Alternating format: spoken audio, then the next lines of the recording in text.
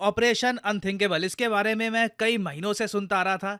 मैंने इस पर वीडियो बनाई नहीं क्योंकि मुझे लगता नहीं था कि रशिया एक्चुअली इस ऑपरेशन पे काम करेगा। मगर रिसेंटली पिछले कुछ दिनों में वेस्टर्न वर्ल्ड में इतने सारे आर्टिकल्स पब्लिश हुए हैं ऑपरेशन अनथिंकेबल पे कि मुझे लगा कि आपको इसके बारे में बताना बहुत ही इंपॉर्टेंट है। What exactly is Russia's operation unthinkable, और क्यों फ्रेंच मीडिया, यूके मीडिया इस बात को लेकर बहुत ज़्यादा घबराया हुआ है कि ऑपरेशन अनथिंकेबल के अंडर अगर रशिया ने एक बड़ा स्टेप ले लिया तो यूके और फ्रांस हो सकता है कि प्रॉपरली जवाब दे भी ना पाए। यहां पे आप देख पाओगे यूके मीडिया का आर्टिकल है, Russia threatens to eliminate UK nukes within a day in world war 3 threat. Now जो ऑपरेशन अनथिंकेबल है, इसमें रशिया ने एक बात क्लियर कर दी है कि यूके और फ्रांस की जो सिविलियन पॉपुलेशन है उसको अटैक नहीं करेंगे। रशिया ने हमेशा ये मेंटेन किया है कि यूएसए की तरह कभी भी ये हिरोशिमा नागासाकी पर सिविलियंस पर बॉम्ब ना गिराते। अगर बॉम्ब गिराना भी था, एटॉमिक बॉम्ब, तो ये मिलिट्री बेसिस पर या फिर जो एयरक्राफ्ट कैरियर्स हैं उन पर गिराते। और इस पर्टिकुलर केस में भी रशिया ने एक प्लान बनाया है जिसमें ये डायरेक्टली टारगेट करेंगे यूके और फ्रांस की न्यूक्लियर इंस्टॉलेशन को। इसे एलिमिनेट कर देंगे ताकि यूके और फ्रांस, यूरोप की दो बड़ी ताकतें जिनके पास खुद के न्यूक्लियर वेपन्स हैं, ये रशिया के अगेंस्ट कुछ भी ना कर पाए। और यहां पे आप देख पाओगे रशिया वो disable Britain nuclear deterrent in one day. Now operation unthinkable के बारे में लगातार रशिया के जो सरकारी जियोपॉलिटिकल एनालिस्ट हैं, जो इनके एक्सपर्ट्स हैं, लगातार बोल रहे हैं। काफ़ी जगह तो डॉक्यूमेंट भी दिखाए गए हैं कि किस तरीके से ये ऑपरेशन अनथिंकेबल काम करेगा और ये कितना डेंजरस है। और आप अगर रशियन पर्सपेक्टिव देखो, वो लोग कह रहे हैं कि हम पे प्रेशर बनाया जा रहा है। उनके हिसाब से ऑपरेशन अनथिंकेबल इनको बनाना ही पड़ेगा, इस पे काम करना ही पड़ेगा, क्योंकि जो यूरोपियन कंट्रीज कर रहे हैं ये रशिया के लिए बहुत ज़्यादा डेंजरस है।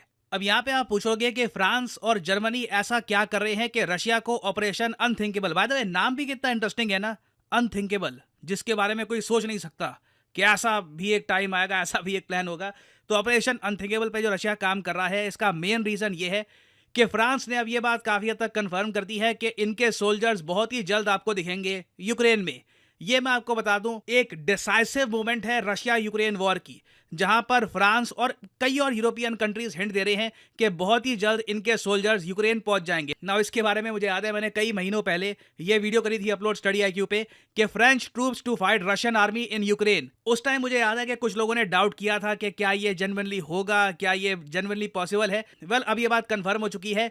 यूक्रेन के जो मेंबर ऑफ पार्लियामेंट हैं उन्होंने ये कह दिया है कि बहुत ही जल्द बहुत सारे फ्रेंच सोल्जर्स यूक्रेन में आएंगे। नाउ ये सोल्जर्स करेंगे क्या, इसको लेकर फ्रांस ने क्लैरिटी दी नहीं है। फ्रांस के हिसाब से ये यूक्रेनियन सोल्जर्स को ट्रेनिंग देने के लिए आएंगे, बट अगेन एक बार फ्रेंच सोल्जर्स यूक्रेन की धरती पे आ गए और रशिया ने अटैक कर दिया यूक्रेन को, उस टाइम फ्रेंच सोल्जर्स मारे गए।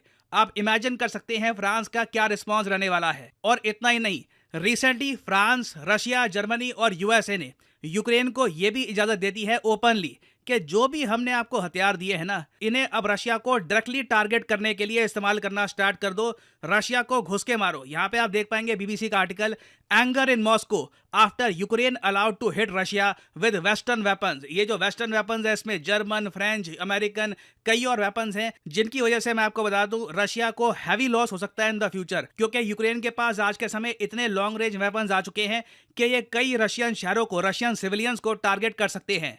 और वैसे आपने ऑलरेडी देखा ही होगा कि रशिया की कई रिफाइनरीज पे अटैक हो चुका है, ड्रोन से अटैक हो चुका है। पहले ये सब अटैक यूक्रेन सीक्रेटली करता था, अब ये अटैक्स खुल के किए जाएंगे। और रशिया देखिए ऑब्वियसली एक पहले तो डिफेंसिव पोस्चर लेगा। ऑपरेशन अनथिंकेबल के अंडर ये बताया जा रहा है कि रशिया एक बहुत ही यूनिक टाइम के 3,30,000 पाउंड, जिसकी कॉस्ट होगी, इतने के मोबाइल न्यूक्लियर शेल्टर्स बना रहा है।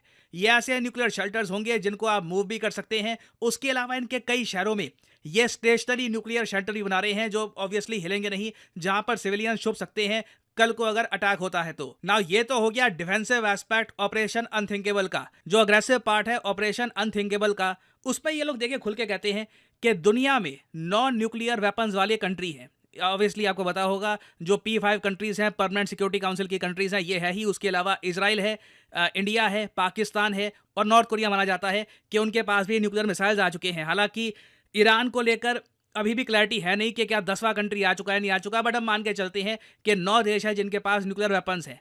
इसके बारे में कहते हैं we will reduce the number of nuclear powers in the world from 9 to 7, क्योंकि ये फ्रांस और यूके में हाइपरसोनिक मिसाइल, देखो रशिया के पास एक बड़ा एडवांटेज है हाइपरसोनिक मिसाइल्स का। दुनिया में 3 बड़े देश हैं जो बहुत ज़्यादा करीब हैं हाइपरसोनिक मिसाइल टेक्नोलॉजी के। एक्चुअली रशिया बिल्कुल ही अलग ही है, रशिया को काउंट नहीं करना चाहिए।